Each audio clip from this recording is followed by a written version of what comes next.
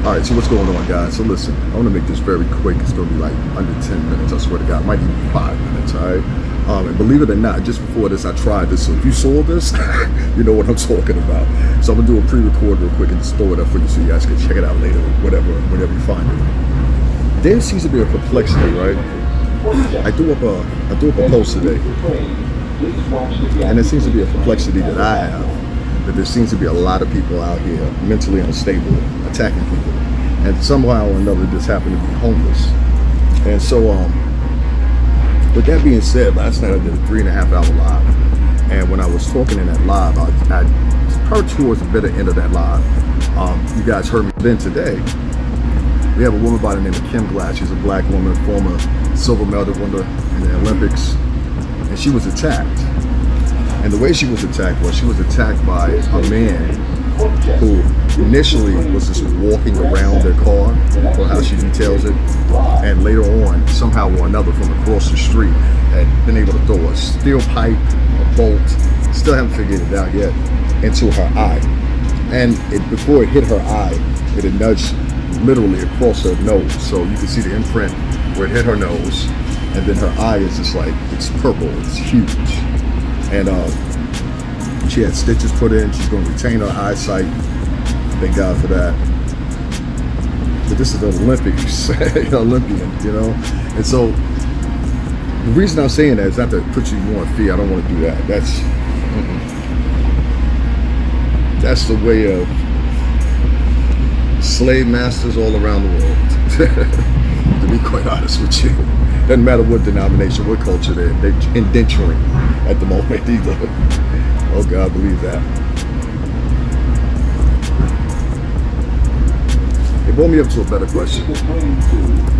She had mentioned something in her video that caught my eye and caught my ear as well. Because it was one, her emotion when she said it. It was definitely in her body, and definitely it was echoed in her octave in her tone. And so I turned around and I listened to it. And she said, I had said to my girlfriend, he looks like he's getting ready to do something. You and your girlfriend should have jumped on him and beat the crap out of him. That's what you and your girlfriend did. I got 2 sisters, trust me on this. You and your girlfriend next time, get you some tasers, jump on them, beat the shit out of them. Y'all know how I talk here. This is how I do this. The first time listener, how you doing? Shout out to Arizona. So, I'm telling you this, ladies, because preemptively, those ladies knew, and they probably had about 2 or 3 minutes before that guy jumped on.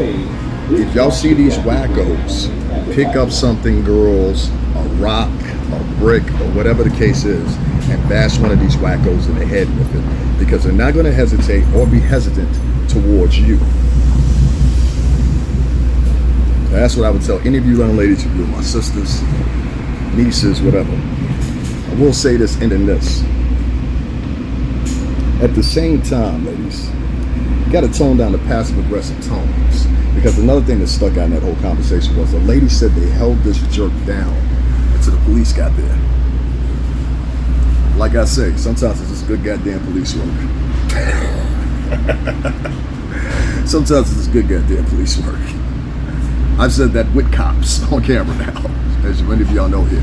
So, and I said that when it was that day when that lady was obviously out of her mind high. Her baby carriage with that, what they said was a 7-month-old baby, had started rolling into the street like twice. And it was all because she wasn't even coherent enough to not have the, I guess it's a brake or something on. But if y'all remember that, and I said it right there with, I said, sometimes it's got goddamn police work, you know? They held this man down that assaulted Kim Glass, former Olympian, silver medal honor. So, I said, good, you know, shout out to them for that. You know what I mean? Shit. This is a man that literally jumped on this woman and probably would have did more had not nobody intervened. So that's the point.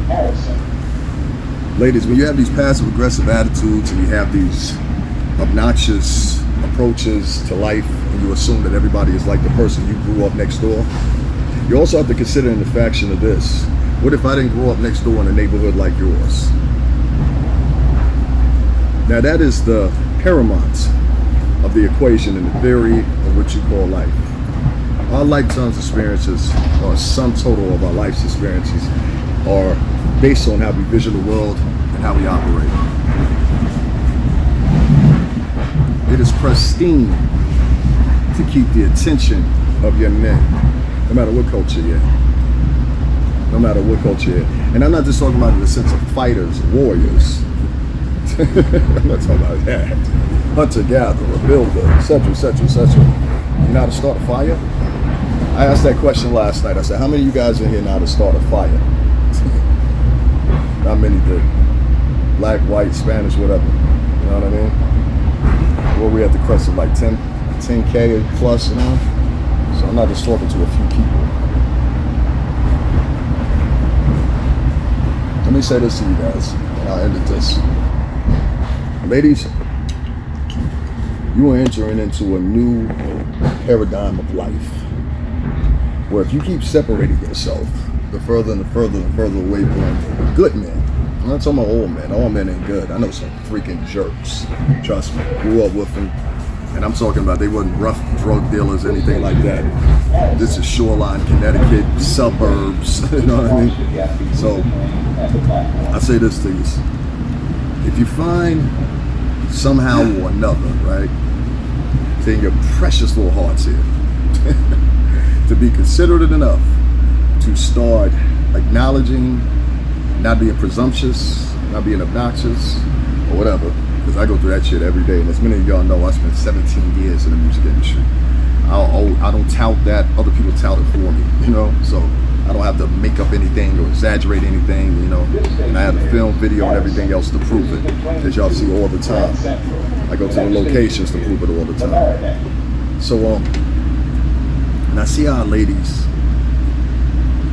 in the culture, and you say it like that, being obnoxious, presumptuously, intentionally, and with insidious intention. I mean, I add, with insidious intention.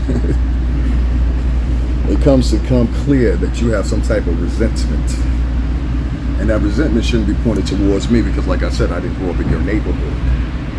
And I know many that look just like me that didn't either. And get offended by the notion that because of your presumptions, you perceive that I would think the same way that you think, and I would take on the same matters that you would take on as being passive aggressive against someone that looks exactly like me. That is a fool's way of life. And as you can see, decade after decade after decade, since the 40s, 50s, 60s, 70s, 80s, 90s, early 2000s, 2000 teens, and now into the 2020s, it has remained consistent. So let's just say this. It doesn't seem that that shit is working out too well, huh? So let's try something else, circumnavigate. That's all I'm saying. So ladies, start being friendly. Say hello to someone sometime. You might say, be surprised how far what reaction you'll get from that man. And stop thinking tentatively that all men are predators. And I don't like them motherfuckers either. I don't like no creepers. I don't like no thieves. I don't like no child molesters, rapists, pushy, aggressive motherfuckers on women. I don't like none of that shit. You can't even hang with me like that. And everybody that hangs with me, that's known me for years, they'll tell you the same thing.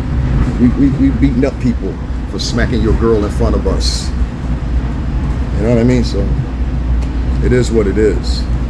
And that's why I say this emasculation thing is actually assimilation. It goes from emasculation to assimilation to this, the feminization of men a lot.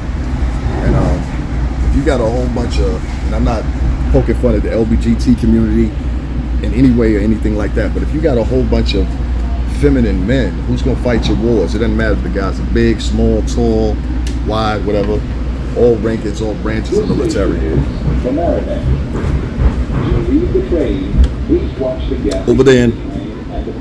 Over there right now in the Ukraine is beating Russia with basically sticks and poles. You understand what I'm saying? And Russia has a huge army. So what I'm saying is, you always need your soldiers. That's all I'm saying. All right, guys, I'm out of here.